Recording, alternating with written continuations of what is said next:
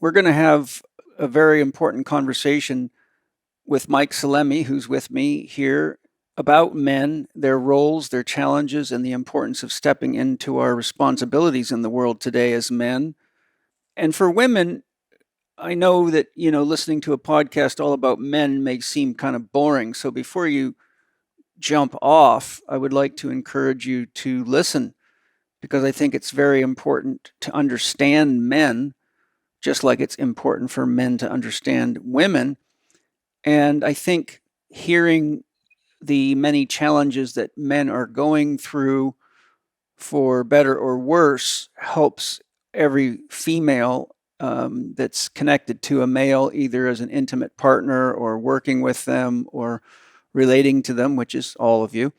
It's important to understand men and see where empathy and compassion are supportive, but also where maybe you can be the inspiration for a man to step into himself. I know the women in my life have always inspired me to do my best, always, to this very minute.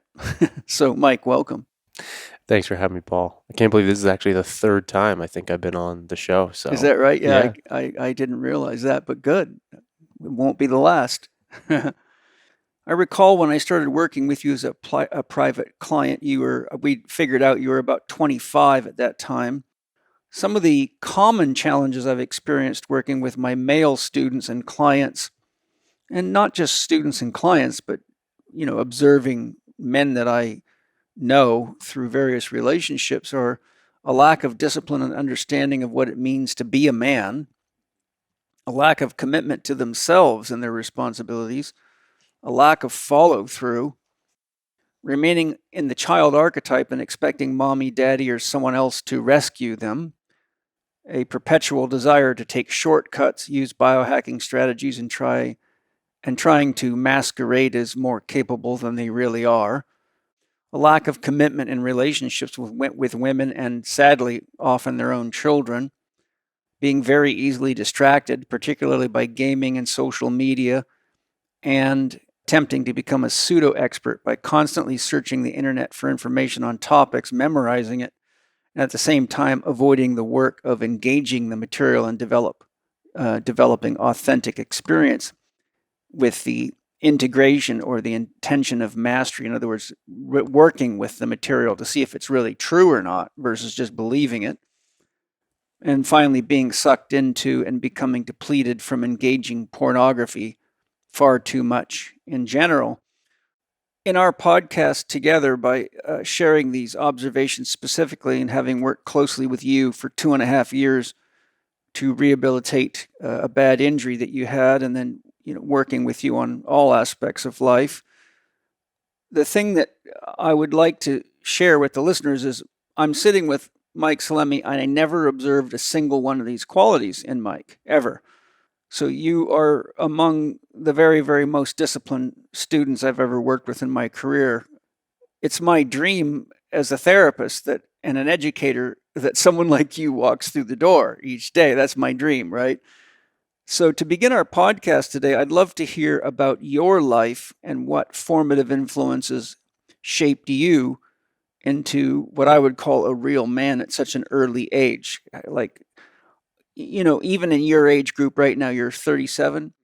If you study the work of Leonard Sachs, he talks about the fact, for example, we got men now all over the world living in their parents' house at 35 plus, still expecting mom and dad to pay the bills, still not able to manage a relationship with a woman, expecting the women to be their mother figures and pay for things for them. He's got many testimonials from women in his various programs talking about their experiences dating men and how they feel like they're just babies that want to be cared for and don't want to be an equal partner in a relationship. So it's just, I just think it's interesting that out of the same milieu, the same environment that's producing all these kinds of complicated situations, what is it that made Mike Salemi a man, a capable individual, that isn't happening in these other situations so commonly today. Yeah, that's such a great lead in. And maybe one thing that's coming up that I just want to share before we head in, because I know we're going to go into a lot of different areas. And yes, there are challenges. Yes, there are things that I see across the board in men and women. And working with men, there are common themes that keep showing up. Yeah. And so that's why I really am excited to dive into this. And before I share a little bit on my background, there was something that you and I discussed on my podcast yesterday. And I think it can't be overstated. And it was something that you had said about, like, even, and we're going to go into the role of mentorship and even maybe even a little bit of the hierophant today, but like having a model, a mentor like you. And when you said on my podcast that you still struggle, you still have challenges, Mm-hmm. I think it's important to like get out of the gates that, you know, yes, I've got certain things that are really, I think, are assets into how I operate, and I'm a human being, and I've got challenges every day, and I've got a new son and relationship stuff. So that is still very present in my life. So it's not, no one gets in this life like clean as a whistle, right? No, it's this is what an initiation's all about. Right. You have to go through a process of overcoming limitations, overcoming insecurities, overcoming fears, etc. And if we're growing as a human being, which is probably a good idea, then you're always moving into unknown territory. To put it into a different perspective, a lot of people think that once you're enlightened, then you're just walking around in a state of bliss for the rest of your life. But that's not true, because enlightenment can occur on different levels of development and different lines of development. So, you and I have worked with a lot of very enlightened athletes, but they have a really hard time getting along with their spouse, Right. or their girlfriend, or they're really shitty at managing money, or they have addictions that are, a crutch for them.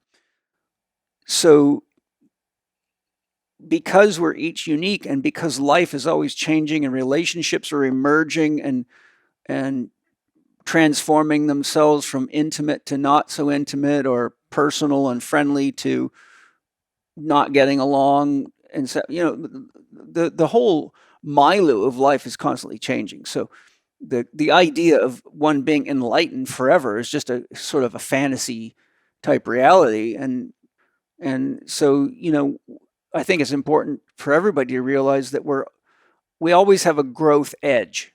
And like you don't really need to worry about whether or not you're going to be disciplined enough to exercise, or any of that. It's inherent in you.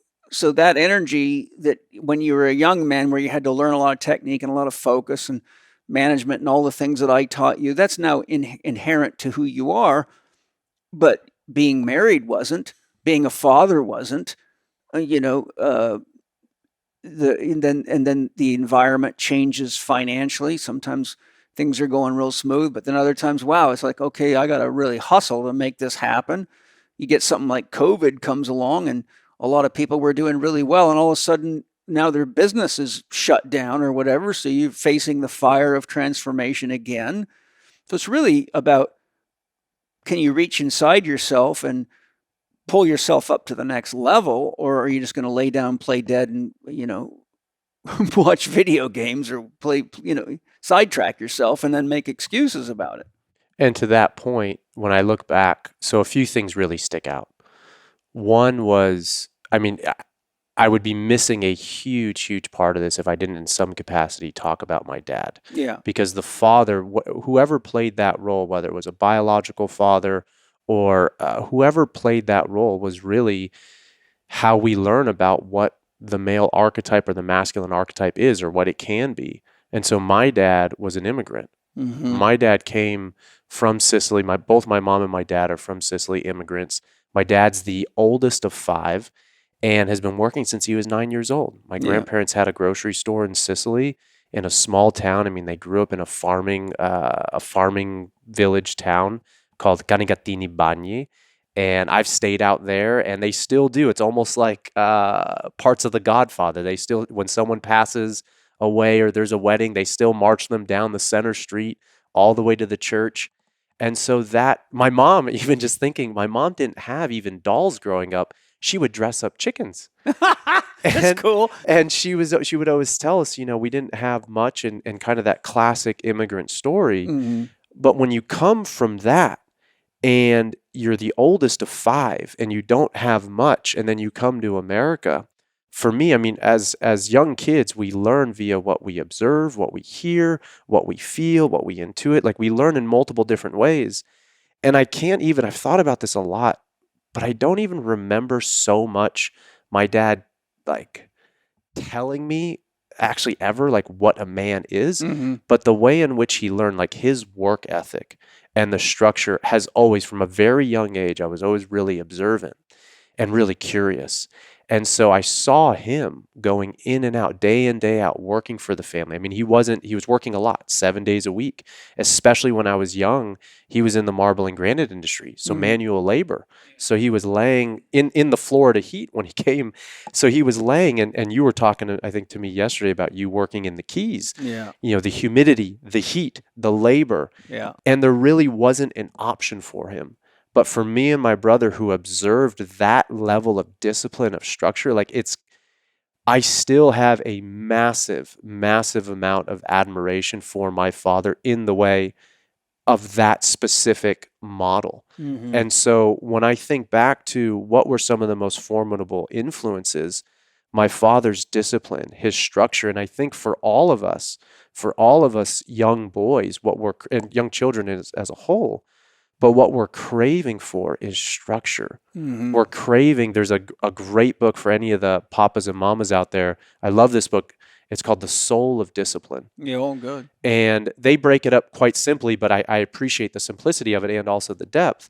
But they break up parenting, let's say, into 3 phases. The first phase, approximately 0 to 7, the main role of the parent is to be the governor, Mm-hmm. to set boundaries, to set structure, to let, Luca, he was over here last night. He doesn't know. We have to keep telling him the oven's hot. It's Mm-hmm. hot. It's hot. Yeah. And he, one time, I think it was either the oven or something, he burned himself a little bit, or was on the espresso machine.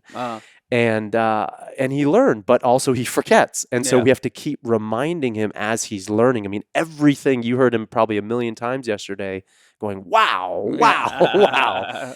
And so that role is so critical. And I think especially as I'm learning in fatherhood, and what I think a big part of what my father did really well, that has set me up so much to be set up for success in many regards in this capacity, it was structure. Like, he was never wavered in that regard. Mm-hmm. Like, I always knew, and that gave me a sense of steadiness, something that I could rely on. So I didn't have to, because you're always looking outside of yourself when you're a little boy or a little girl.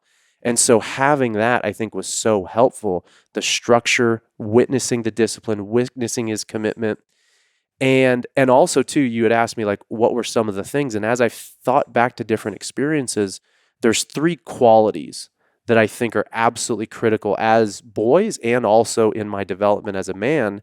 And it's 1, curiosity. Mm-hmm. So the willingness to question. You and I talked about this. Why, never losing that curiosity. And then courage, like witnessing my father, especially in later years, recognizing, oh my God, he left not only his country, but also even when he left the manual labor business of marble and granite, he left his family and everything he knew to move to California. So me and my brother didn't have to do that line of work. So the courage. And then the final thing is commitment. Yeah. The willingness to continually put yourself in uncomfortable situations and commit to the process of that you alluded to earlier of growth, which is going to be challenging. Because the masculine in all of us, not just men, but the masculine in all of us grows through challenge. Yeah. The feminine in all of us, by and large, grows through praise. And it's the combination of the synergy of both of those that really make magic. Are you ready to switch careers to one where you can help others to look great, feel great, and create their dreams? Or maybe you're already a health and fitness professional and are called to elevate your skills and knowledge and learn to address the whole person with genuine, tried and tested holistic approaches? If so, then now is the time to apply for the Chek Academy, and enrollment is open for the fall intake. The Chek Academy offers you everything you need to master a holistic approach to helping people, practical skill development, personal coaching principles, business building tools, and much more. Developed by Paul Chek himself, shaped into an easy-to-follow program of study by the Chek Institute CEO, Gavin Jennings, using the strategies he created to build a highly successful multidisciplinary clinic and taught by experts in the industry, the Chek Academy is your next step to a fulfilling career. If you're switching to a new career path, you can learn the basics effectively and efficiently and begin making an income doing what you love to do. As your clientele builds and you progress in the Chek Academy, you can cut back on your old job and more fully engage a new rewarding career in holistic health. For those already working as exercise or healthcare professionals, then this is your path to achieve mastery of your craft and become the best in your field. Ready to take the next step and want to see what the Chek Academy can offer you? The open house allows you a sneak peek into the learning system and courses in the Chek Academy. But this opportunity is only open for a limited time, and there are only 100 spaces for this fall intake. So head on over to chek.group/ChekL4D and see what the Chek Academy can offer you. That's chek.group/CHEKL4D. Don't waste another year wondering if you should join. Check it out now and take the next step in your professional development. So looking back to my father and what he represented to me, I think was huge. And the structure that I had not only in the household, but it really came through sport. I think my parents did a really smart job of me and my brother. We were in gymnastics at a very young age. And that structure of training 5 to 6 days a week, 3 hours a day. And then I'm really grateful because even the models that I had in my gymnastics arena, one of which was, he was either 2 or 3-time Olympian for Bulgaria, Krasimir Dunev. He was the first person ever at that time, I think it was in 96, he was 2-time Olympian, Barcelona and Atlanta, to do 6 consecutive release moves on the high bar. Wow. And I remember when we were kids and he was my coach and I'd look at him and he was just built. I bet. Built, grew up in the Soviet system, built like just the statue of David. And so just witnessing what is possible. And I'll never forget this. And I remember just as a young kid, I must have been like 9 or 10. I go, Krasimir, how do we look like you? How do we look like you? And he, imagine this, hearing this at 9 years old. He said, well, what you have to do is, the first thing is stop eating fast food. Mm-hmm. So imagine you have this model of something that you want to achieve, someone who shows you what's possible, and then you layer on structure and you layer on uncertainty and challenge and fear, and you're held in that container.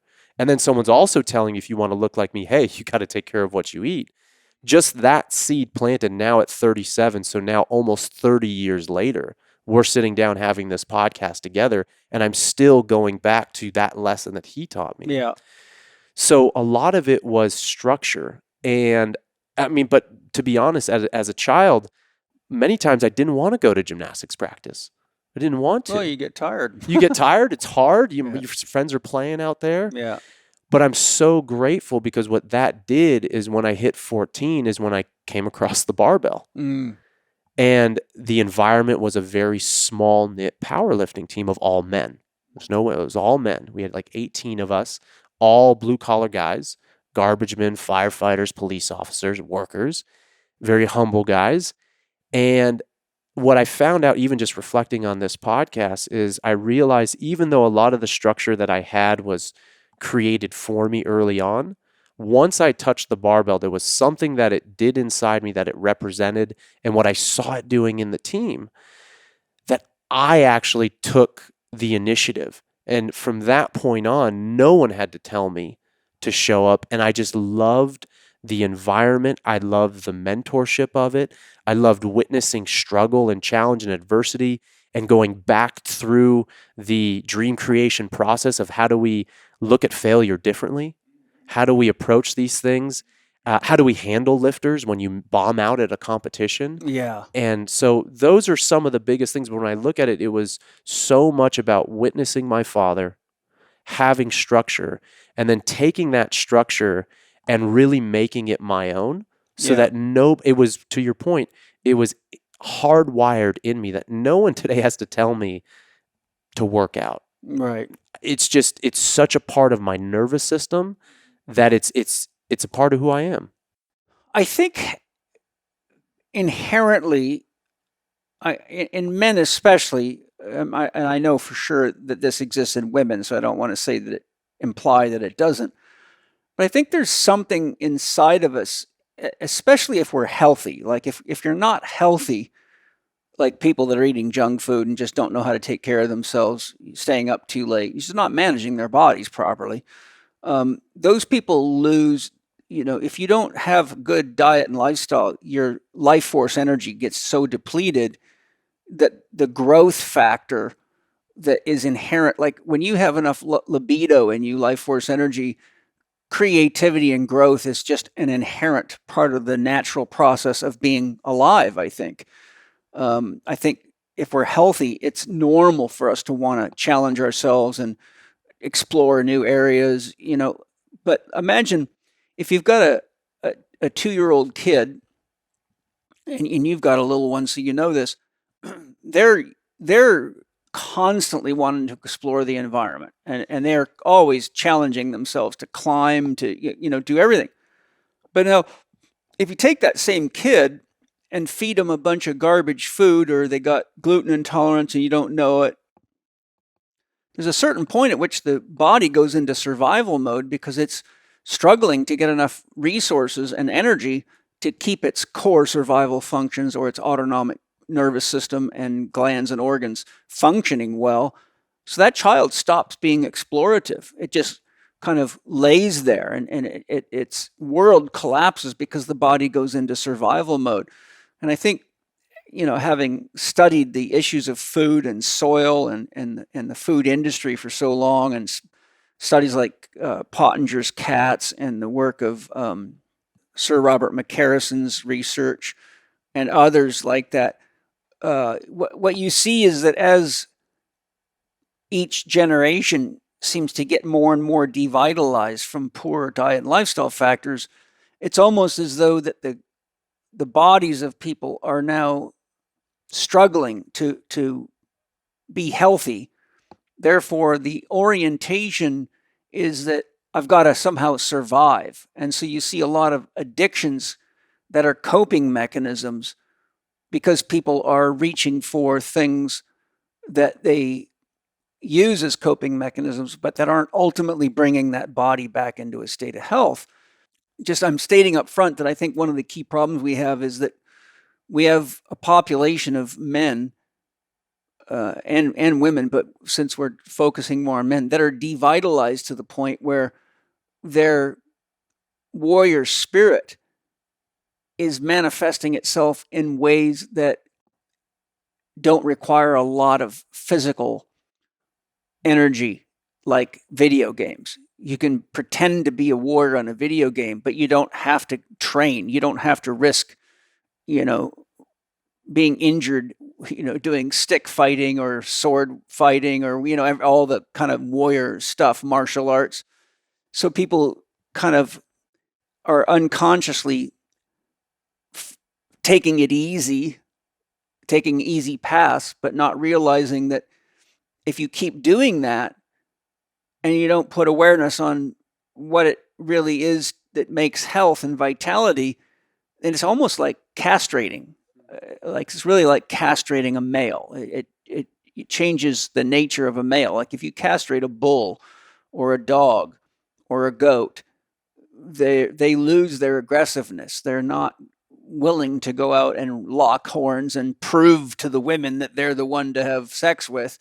So all of it goes down, and you just kind of get this level playing field of males that don't have balls, really. I mean that in the metaphorical sense. Like we know if someone's really courageous, it's a normal thing for a guy to say that guy's got some serious balls. It means that's a brave dude or strong or, someone really willing to take the challenge on. This seems to me like we've got all these unhealthy, castrated young men who have lost that spirit that is inherent in life force energy. I really believe if you are healthy, then the spirit itself moves through you. Yeah, I love that. I love that. There's two things that I see, and it piggybacks exactly on what you shared. It's just a flatness, Yes. like a dullness, Yes. and then also That's the castration I'm talking about. and also a lot of just complete dysregulation, nervous system. Yeah. So I'll be sitting in a session with someone and they're just fidgeting the whole time, Yeah. and I'll have to pause them. Like, first, take a breath. Do you notice that this pattern to shift, to move, to touch your face, and just the nervous system dysregulation? And also, Paul, what's interesting is, and this is why I created a whole event specifically around the vitality piece, unique within men work around vitality recently, a few months ago. And it was because what I was seeing is men coming to the work, and I felt this within my own body too, especially again, being a new dad, sleep is low, like providing for the family. There's just a lot I realize that's on my plate right now. Yeah. And if a man comes to a retreat or an event, which I think there really is no replacement for that in-person connection to be around other men, because that's a big part of men's work. So you got to be around other men, or that's very helpful. But what I was finding was, even if people had major breakthroughs at an event, they didn't have a self-management process to sustain, to integrate and stabilize what they had learned. Yeah. Because they just didn't really, even if they wanted to, even if they had these new aha moments, great. They have these awarenesses that they could be, what's their responsibility to show up, or how they want to lead themselves and lead their relationship differently, how they need to work on their communication, and maybe they get some structures and some frameworks. But if they're, again, to your point, in survival mode and they're not sleeping and not taking care of themselves, to reach for that is going to be so challenging, especially when you're in it and you feel overwhelmed, overloaded, and you don't even have the capacity to hold yourself, let alone your partner. Yeah. In a challenging when patterns come up. So it does require the change process, not only to integrate, but to stabilize it, requires a four doctors or any type of approach where you have to consider, how are you going to have the energy and resources? Because if it really is a change, like if it's really something that you keep getting butted up against your life, a pattern that keeps showing up, these things oftentimes do not get changed overnight. No.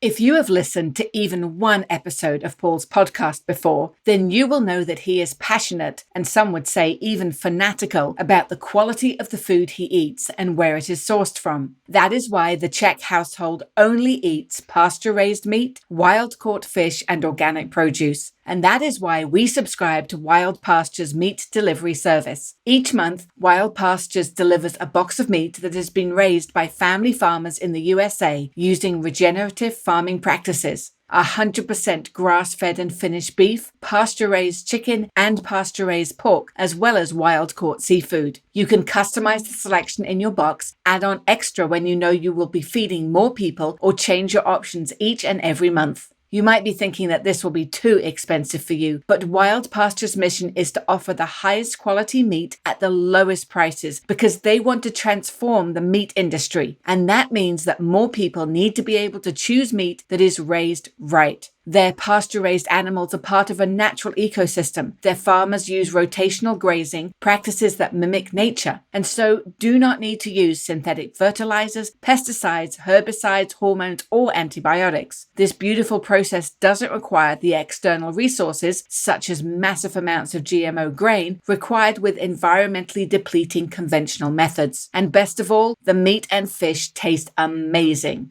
And for Paul's listeners, Wild Pastures are offering you 20% off your subscription for life, $15 off your first order, and free shipping. Seriously, you can't find a better deal for top quality pasture-raised meat. Go to wildpastures.com/Paul Chek. You don't need a promo code. Just visit wildpastures.com/Paul Chek and start choosing the goodies you will have delivered to you in your first box.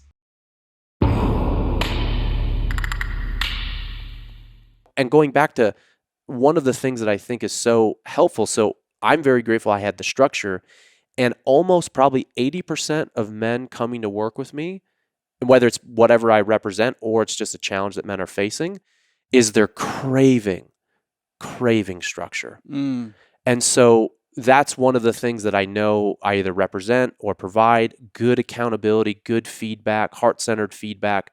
But they're recognizing, whether it's because they were raised by women or didn't have that, or whatever the situation was, their environment or their models weren't conducive to that. They're starting to look now, in the world of men's work being more available and more readily available. But again, going back to that vitality piece, if that's not there, when they get butted up with their belief systems, with their patterns, all of these things that are so ingrained and facilitated, I've just seen guys struggle so much. And again, in my life, that's where I've struggled. In moments of being overloaded, overwhelmed, it's so easy to fall back into patterns, and it takes, to change our patterns, it literally, it's training. Like, my commitment, one of the things I've realized is the most important now, how I structure my day, is I can't even state enough how important it is. The very first thing, so I wake up fairly early, maybe around 5 or so. Sometimes it's earlier. The first part of my hour is my personal practice. Gotta be, yeah. And that is, and it's very focused on prioritizing what are the most essential things, and having that ability to prioritize and discern that will give me, like, I'm really big, not in just the daily practice, but in, let's say a man comes to, I don't know, a program or an event, having them really meditate on what is the one thing that if dove into fully, maybe not if completed, but if dove into fully, would have the potential to change everything. Yes. And so for me, an embodiment practice that involves some component of breath, movement, and meditation is like my essential. And then after that, executing the most important one thing for my work that would, if that was completed, the day would be a win. Yes. And then after that, I can be Papa de Luca. So that's at that time around 6:30-ish, more or less.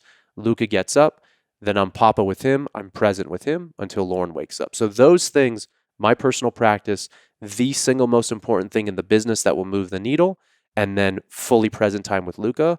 The first 3 hours, if that is all that I did, I would have such, and I do have such a feeling of accomplishment. And that's what really matters to me. And that's what I'm really realizing when I'm not on that, when I miss my daily practice or my personal practice, that is when my capacity to hold Lauren or to hold my own emotionality, it's just even more challenging. Yes. What you've just described is exactly why I teach we, all as a love model. First, you've got to love yourself, because if you don't meet your needs, you've got nothing to share. I mean, we can't really give love we don't have.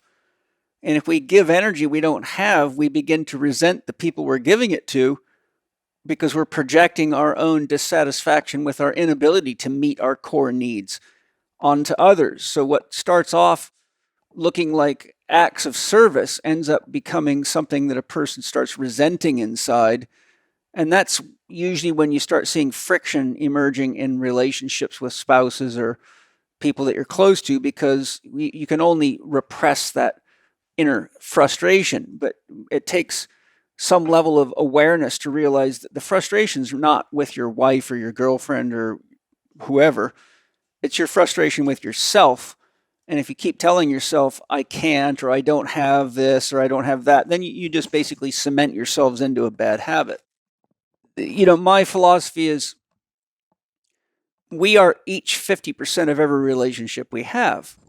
So it's up to me, Paul Chek, and you, Mike Salemi, to get clear what it is that we need so that we actually feel that we've satiated ourselves, be it physically, emotionally, mentally, or at a soul level. And when I say soul level, I have to spend time in conversation with my soul, because the soul of us can see the big picture that the ego can never see. The soul of us feels everything that's happening in relationships that the ego firewalls out because it doesn't want to have to deal with it. So it takes a lot of spiritual courage to talk to your soul, because it'll always tell you the truth. And the truth can sometimes be you're not spending enough time with your kids, or you're not being respectful enough with your wife, or you're being too passive about doing the work to create financial stability. So get off your ass and get busy, And then when we go in, if we meet those needs, we have something to share, and this is why I get up at 3:30 in the morning. I have to have time, because as soon as my kids get up, typically by about 7, they're coming over, and that's when, there is no more space for meditation, and Nope. then I got to get into the world of work, and I find I just at night I'm too tired to really be present. I don't meditate well at night. I just fall asleep. I don't focus well at night. So for me, I found early morning spiritual practices and self-connection, and then small things like I take time each day to read things that are written by people that exemplify to me the kind of person in some way that I would like to be more of. So maybe Thich Nhat Hanh or Paramahansa Yogananda or any of the great thinkers and accomplished people, because then I know I'm getting real wisdom from people that earn that wisdom. And that way I feel like I'm growing at that level. So I think it's important we all have to remember our physical body feeds on food, and we've got to feed it what it needs to be healthy. Our emotional body feeds on emotions, and if we don't feed our emotional body by doing things that are emotionally satisfying to us, then we end up looking for surrogates for those emotions, which could be drugs, it can be stimulants, it can be entertainment that's passive, it's not really growing us, it can be addictions, it can be any number of things. But if we're not taking responsibility for being conscious of what our emotional needs are and seeking ways to satiate that, then we end up with this emotional vacuum that can commandeer the mind. And the emotional aspects of ourselves is much more powerful than the mental aspect. For example, a guy like you is very, very disciplined. But if you and Lauren were having a battle over something and you had to go to the gym and lift heavy weights, you would not be able to lift the way you would normally be able to lift, because there's a piece of you that is still stuck in that sense of disconnection and the pain of that, and that traps your spirit there. So there's a certain amount of spirit that can't make it into the activity of physical conditioning. And only after we've met our needs of our I and our we do we really have, or should we be trying to do things for the all, whether that be world work or saving the children or saving the starving people or whatever that turns out to be. But unfortunately, due to religious programming, people have been programmed that you give it all away to the all and struggle through your we relationships and sacrifice yourself. Well, that's never worked very well for all the reasons we've just been discussing. And the other thing that for me is critical, and I've had to work with this on more patience than I could even count with a calculator probably, and that is to establish what I call sacred rituals. And that's where the 4 doctor model in my life is so critical, because here's how this happens. I write a program. I ask them, how much time can you devote to this program? How much energy can you put into this program? I carefully qualify that, but inevitably they come back and they're then saying, oh, I don't have time. I said, well, I only gave you a half an hour program. You told me you had an hour. I gave you a half hour program. Well, then I hear all the story, right? And so I remind people that Earl Nightingale said, time cannot be managed. Everyone has 24 hours a day. No one has more or less time. Only activities can be managed. That's the thing. So I start basically having people do an activity log, and I inevitably see where they're just burning up tons of time, hanging out in Starbucks, stopping at the bar on the way home after work. Instead of being present with themselves while they're eating lunch, they're playing video games and being distracted. They don't even know what their food tasted like. They could have eaten rotten food and probably wouldn't even have known the difference. So what I do is I say, okay, let's look at your weekly schedule. Let's look at your monthly plan and your yearly plan. And I say, okay, now, where are you going to put time for meals? You need to have time to eat And I've had many business people that had very severe digestive problems and health problems. And I found out that almost all their meals that they're eating after breakfast, such as lunch and dinner, are business meals. So they're sitting and doing business deals. Well, that's no way to digest your food. You're trying to talk with food in your mouth and between. In other words, it's not a healthy thing to do. And the busier you are, the more important it is to make your meals sacred so that you can actually be with your food and be with yourself. So I say, okay, where are you going to commit to having breakfast, lunch, and dinner? Then we get that on the calendar. Where are you going to commit to doing exercise to keep your body healthy? Put that on the calendar. Where are you going to commit to doing things that are happy making for you that don't require some kind of external prop?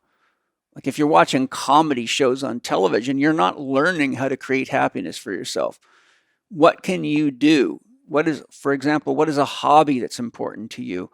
What are books that are important to you that are not work related, but maybe spiritual growth or something related to your hobby? What are the things that you can do, whether it be singing, dancing, playing with kids, stacking rocks, painting, creating, building models, if you're into that? Everyone's got their own thing, but you've got to establish, what are you going to do that's happy making, or you forget how to be happy. Next thing you know, you wake up, 10 years has gone by and you just done the same shit every day, like a clock. And you're living a very mechanical life, which kills the soul. It just suffocates the soul. What time are you going to get to bed? And I'm going to go coach them, not midnight. That's not going to work. And where are you going to take time to be in a state of introspection and self-reflection so that you actually put some conscious effort into looking how your day unfolded, how your relationships are unfolding, and where things went well, but where you could have done better. Maybe, you got into a spat with your business partner or your girlfriend or wife, and you look back on it, and if you're real honest with yourself, you were being a dick, or you were thinking of your needs above and beyond their needs, instead of meeting them in the middle and saying, how can we both work to get what we want?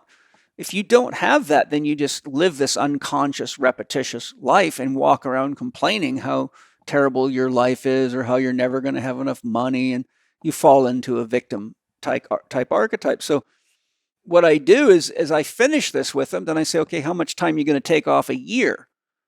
And do you want 2 vacations a year or 1? And where do you want to go? And then roughly how much money do you need to have saved up to have that time off so you can disconnect from work and really recharge so you don't burn out? Because if you burn yourself out, you've also burned yourself out as a husband, you've burned yourself out as a father, you've burned yourself out as a business director, manager, owner, etc. Burnout is burnout. Once the candle's burnt out, it doesn't make much light for anybody for any activity. The most common comment I get after they do that is, Paul, if I do what you've just put on my schedule with me, I don't have time to work. How am I going to make a living? Sure. And I say, good. There's 3, as we talked about in your podcast yesterday, there's 3 key psychological requisites. 1, individuation. And that is the process of becoming whole unto yourself, taking responsibility for meeting your needs to be a healthy, whole person, physically, emotionally, mentally, and spiritually. Individuation is also a progressive integration of the ego with the unconscious so that there's not 2 people living inside of you, there's 1. And until that happens, 2 chiefs and 1 Indian always makes for confused Indian. So if you have an ego chief and something inside you, call it instinct, intuition, or soul, that's whispering in your ear, you shouldn't be doing that, you shouldn't drink that, you shouldn't, you got to do this, you got to do that, then you're always in this sort of state where you've got 2 riders on 1 horse and the horse is forever confused because it's getting different instructions as to which way to go. So I say, okay, good. So the first psychological requisite is individuation. The second is relationship. We have to be conscious of how we manage ourselves in relationship to self, others, persons, places, and things. And that's a real growth process. And then we have competency. So this goes to the schedule. I'll never make that much money. I've only got 4.5 hours a day if I want to be able to do the things you just suggested and get home in time to have dinner with the family. Okay, good. So we need to upskill, right? What can you do? And so what I do is I look at their annual income. I look at the cost of their vacations. I basically work through them and we break it down to how much money a day do you have to make to live this lifestyle that will be wholesome for you. And someone might be making, say, 150,000, but they need 250,000 so they can actually still live that lifestyle. In other words, they've got to make in 4.5 hours what they used to make in 8 or 9 hours, or they cannot live a healthy lifestyle. So I say, what can we identify that if you engage in by getting more education so you can get promoted, or you can look at possibly different jobs, or look at starting your own business so that you have more freedom and you can create that for yourself. And so that's sometimes the only way out is you've got to say, okay, I've got to become more efficient with my time. I've got to become more conscious of the relationship between energy and resources and money in versus money out. Hi, everybody. Gluten-containing grains are some of the most problematic foods for anybody to eat. There's entire books like Grain Brain written on what happens when we eat gluten. And a lot of these gluten-containing grains really mess up our digestion, our metabolism.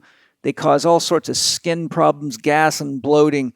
And I have found in my clinical practice, very few people that are gluten intolerant can enjoy gluten-free treats at all without having the same reaction. But Wade Lightheart, co-founder of Bioptimizers, turned me on to his Gluten Guardian product, and I was amazed that I could actually enjoy an occasional brownie or cookie. And if I take a couple Gluten Guardian enzymes, I actually feel fantastic. I don't get swelling, gas, bloating. And it's such a joy to have a little freedom to enjoy a treat, right? When you really live a healthy lifestyle, it can get a little confining with all the limitations we have today with all the food problems. So when you have a product like that opens the door to a little freedom, it's actually quite a gift. So Wade, could you tell us how Gluten Guardian does its magic? Well, gluten is like the cover of a baseball, and that cover is this protein coating that we can't unlock the nutrients inside it. And it turns out that researchers at Harvard found that gluten is inflammatory for everyone, even if you can't feel it. Yes. However, there is a specific enzyme that will actually break down that protein coating which the gluten molecule contains. It's called DPP4, dipeptidyl peptidase 4. That's a tongue twister. But the bottom line is we have the highest dosage of DP4 that you can get without a prescription, and it is absolute magic. You can enjoy pizza, bread, pasta, cookies, all that. Not that we're recommending that, but of course, when you go to a restaurant, sometimes the food is contaminated, even if you're so, stringent on your diet. And the bottom line is Gluten Guardian serves as a guardian for your health, your diet, and the inflammatory conditions that arise from eating gluten. So if you say you eat a couple of cookies or a brownie and you take a couple of Gluten Guardian enzymes, but you still feel some symptoms, what's the range for how many of those capsules you can take without giving yourself any kind of trouble? Is there any kind of ceiling on that? It's going to vary from person to person. Now, I would rate people on a scale of 1 to 10 on how sensitive, and that usually increases as we age. So what we suggest people is start with 1 to 2 capsules and then increase the dosage until you feel no symptoms. And then once you're there, what we found, usually after 3-4 months of that, you can start to use less and less of the Gluten Guardian. It seems to have a systemic effect on the body. Excellent. So how do people get a hold of this amazing product, Gluten Guardian? Super simple. Just go to www.bioptimizers.com/living4D. Put in Paul10 for a 10% discount. That's BIOPTIMIZERS.com/living4D. Paul10 will get you a discount on this and all of our other products. And while you're there, shop around, because every single one of the products made by Bioptimizers is the highest quality with the most advanced science. I've tested them all. I use them all. I love them, or I wouldn't be sharing them with you here. Thank you, Wade. Thank you.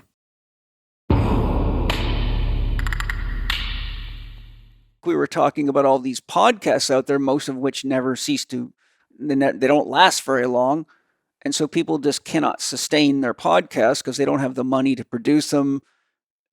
And they're not making enough money. Well, that's not sustainable. So it just disappears. So what does it take to run a successful podcast?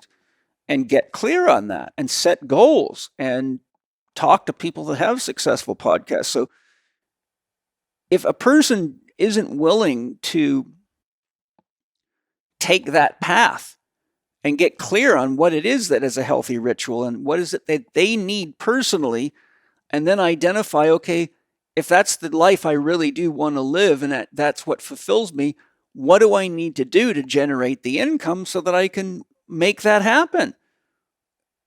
You know, and the problem is if you take someone through the process, now they're conscious of the reality of their life. If they cop out on it, it actually hurts a lot worse because now they are viscerally aware that it's not somebody else's problem. It's them not participating in their own life.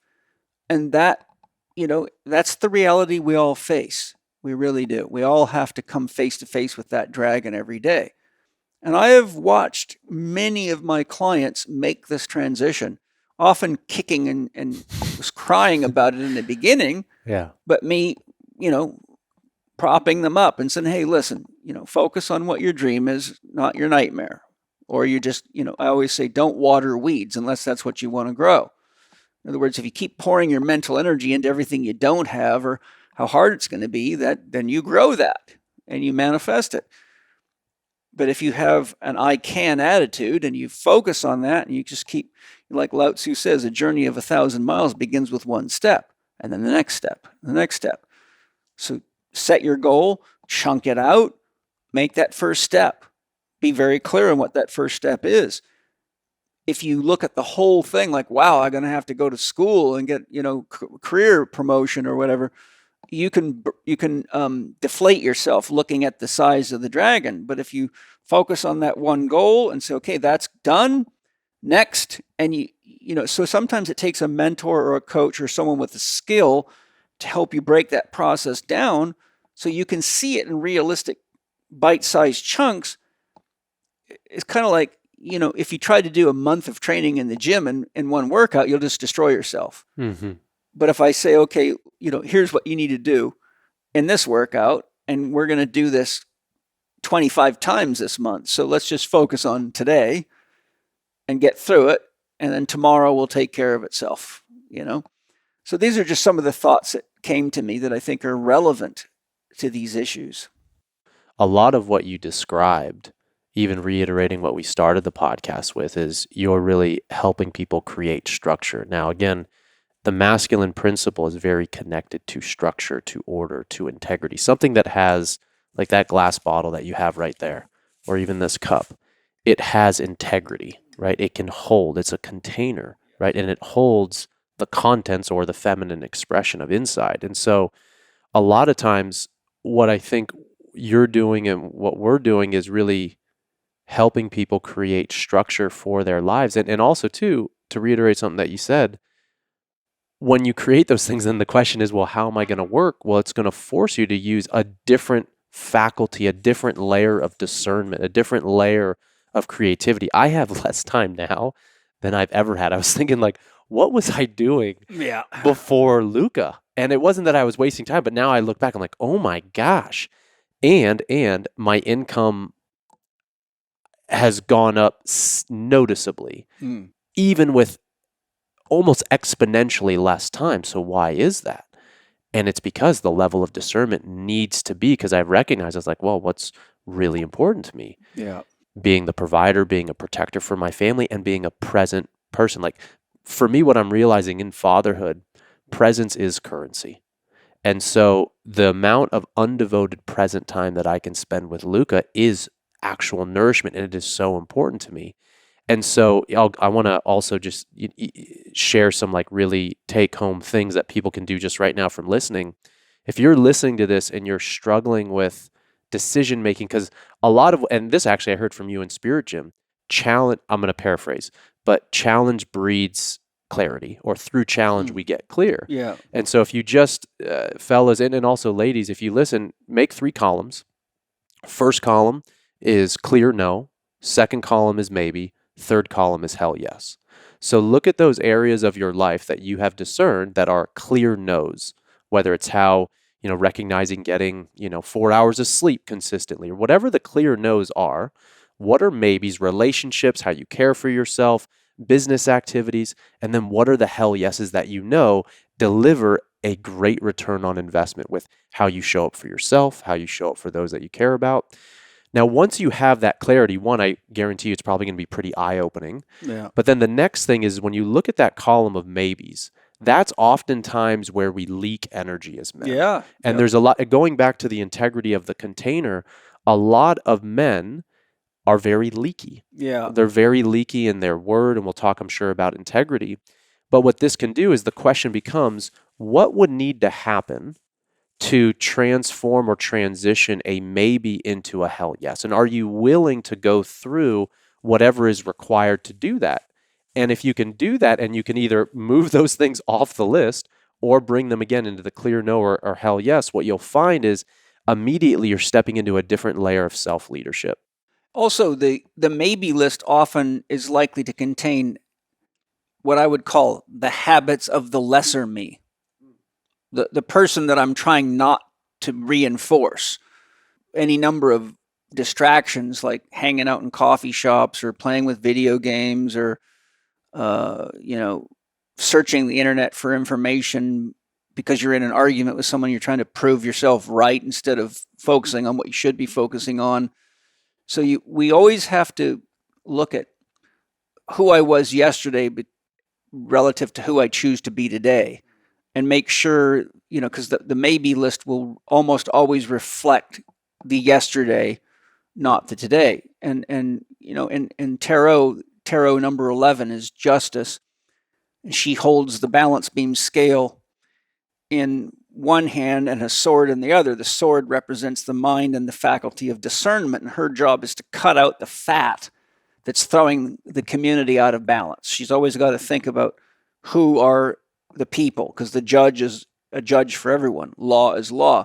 So the archetype of justice is the reminder that we always have to be conscious about what we're doing, how we're using resources and spending money that's actually throwing the community out of balance, whether that be our inner community or our family or the global, the larger, social community, a sports team or whatever.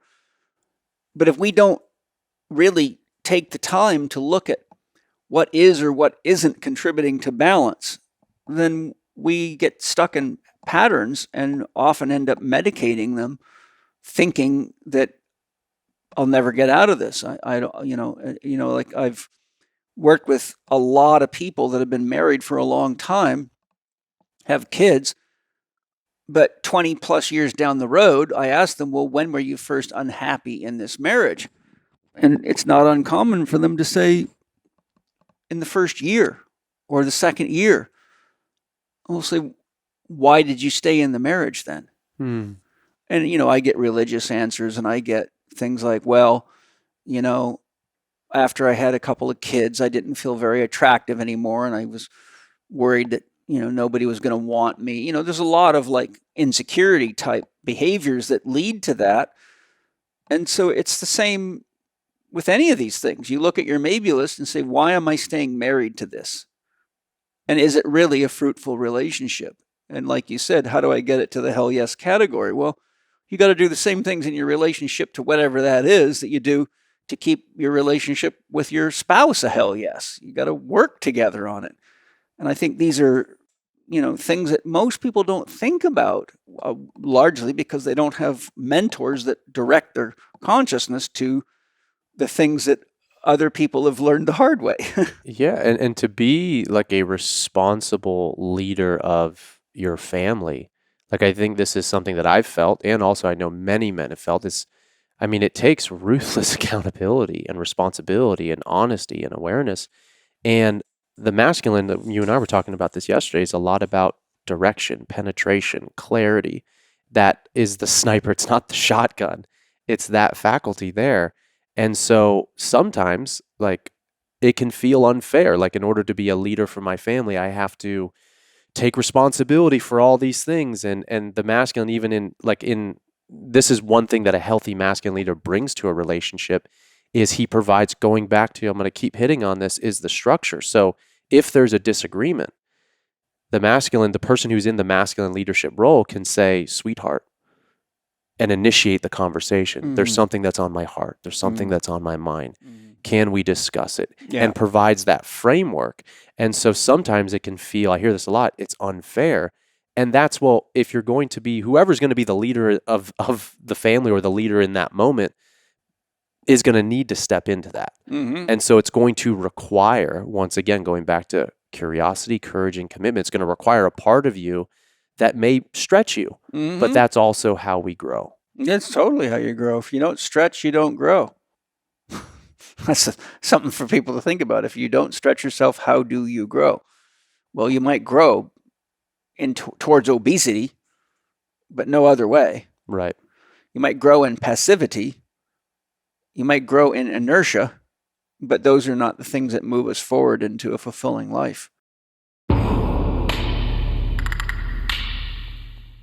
Hi, everybody. Have you ever wondered why your blood is red? It's because it's full of oxygen and life force. It's what keeps you going. But what if I could tell you about something else that's red that will add more life force and keep you going? And if you start with a red juice before you have coffee or tea and wait a few minutes, you might find that you either don't need the coffee or the tea, or you need less of it. But this time, instead of getting coffee and tea, you got a lot of nutrition and a lot of great stuff for stress management and detoxification. And it's so important. I got Drew Cannoli. It took me 2 years to get him to come hang out with me and talk about this. I said, Drew, tell me more about your red juice. And he is right here to tell us what is on with your red juice. My kids love it. Everybody I know loves it. Well, I love that we have it for kids, because Yes. when I was a kid, there was this big red dude that would burst through a brick wall, and he was like, oh, yeah. And he would feed me a glass of 50 grams of sugar, giving most people diabetes, Yeah. ADHD, Yeah. addiction, Obesity. all the things, right? Yeah. So when we created Red, it was, what's the alternative? Mhm. If we could create something that could create lasting stamina, lasting energy, and then we started to look at our ancient ancestors. Mhm. We talk about the Vikings, the Mhm. people that were rowing across the oceans Oceans. for days Yeah. to go to war. Yeah. What were they taking? Well, they were taking rhodiola. Yeah. Rhodiola is in our red juice. Yeah. And then we were like, okay, so out of all the mushrooms, Yeah. what's one of the best medicinal mushrooms that can give us long-lasting energy? Mm. We found cordyceps. Cordyceps are absolutely amazing. Yes. Not just any cordyceps or rhodiola,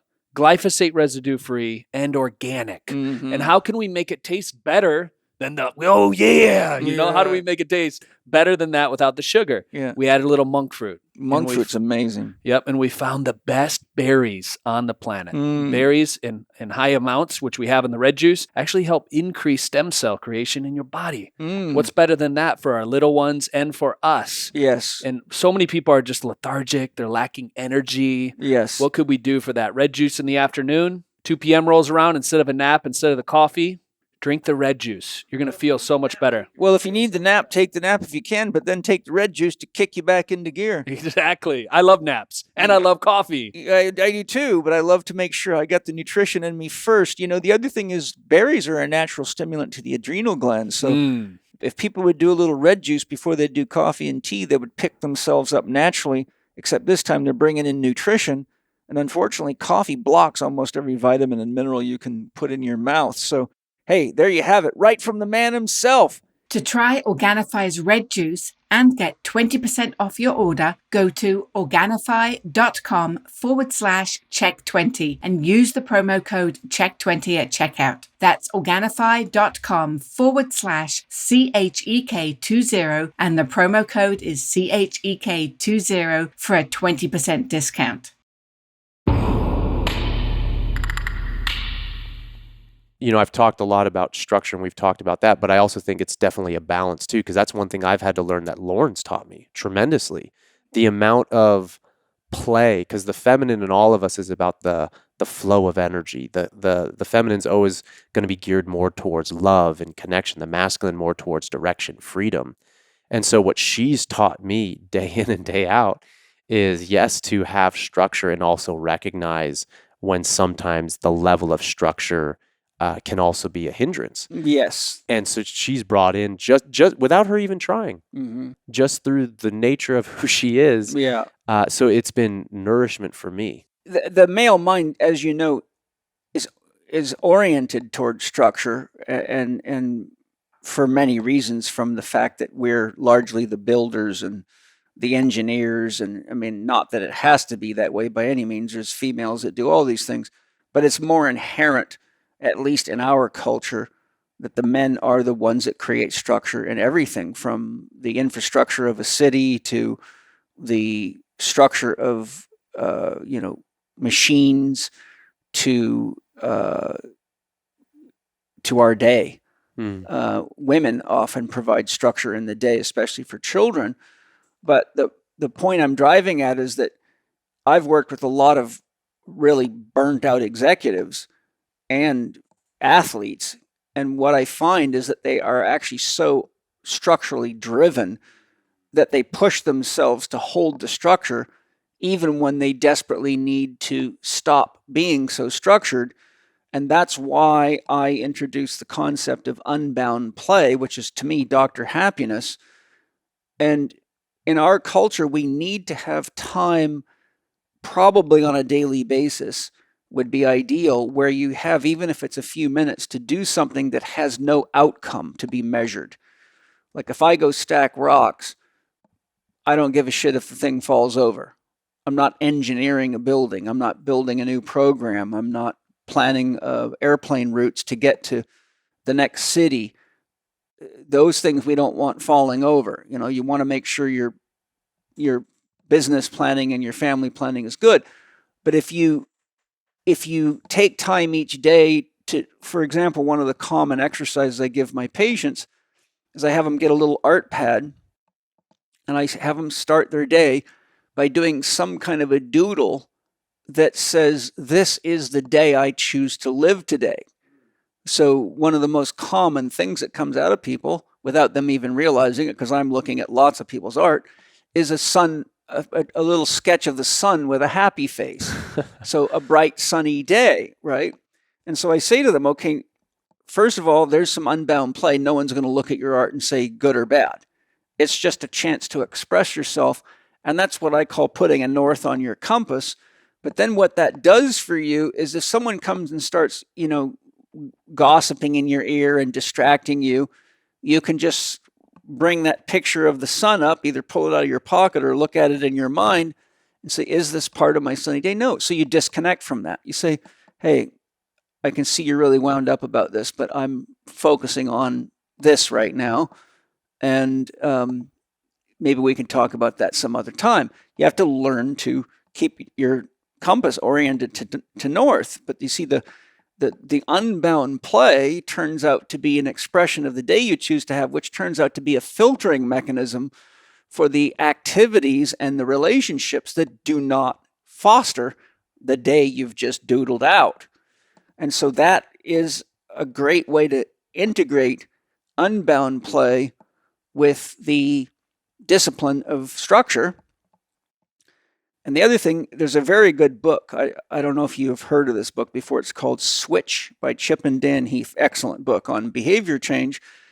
And what they talk about in there, which I've seen 1,000 times and I've experienced it myself, is control fatigue. If people are too structured and they're trying to put too much into their day and accomplish too much, and this happens to a lot of women, especially if they have multiple children, because they're trying to get kids to this practice, to that practice, to this doctor's appointment, and so they just burn themselves out because they get control fatigue. It's like if you can juggle 2 balls, but I demand that you juggle 4, the level of focus that's going to take, you're probably not going to last more than a minute or 2 before your mind is so tired trying to track 4 balls.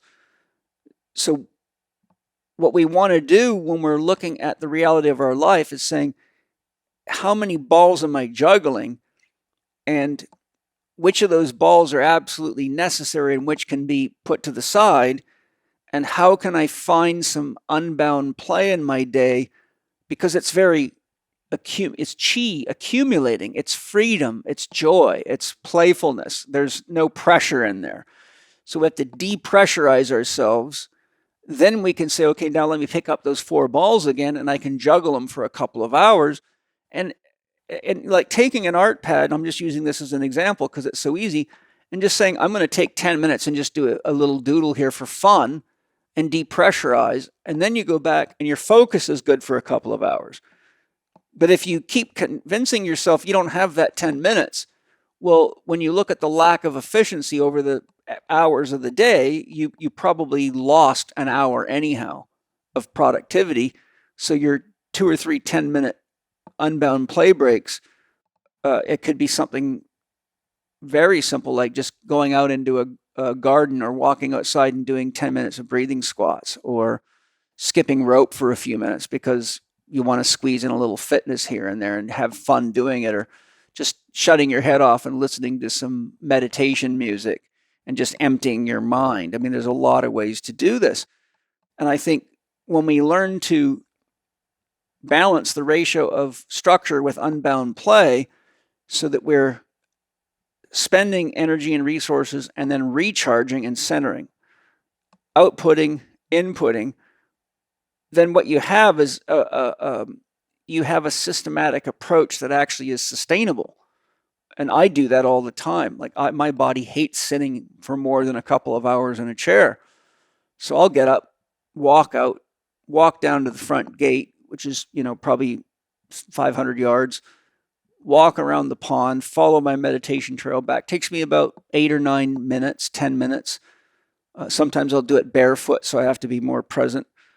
And it's just nice to be in the sun and to, see the pelican in the pond trying to steal all the fish, and watch the birds and the bees doing their thing, and hear the sound of the chickens laying eggs, and just sort of like, I'm in the sunlight, and it reminds me, this is what I do. This is why I work hard. I work hard so I can have this property to walk on and this place for my kids to be, and so I can enjoy the beauty of this place in the sun. And so after a 10-minute unbound play break, I can come back in and say, I'm choosing to be here, and it's up to me to make this work. But if I just bury myself and work all day, I can get to the point where I'm like, I start to resent my own dream because it starts to weigh so heavy, I don't want to carry it anymore. So I learned a long time ago, you got to protect your commitment. And the way you protect commitment sometimes is to give yourself a chance to not have any commitments for a few minutes.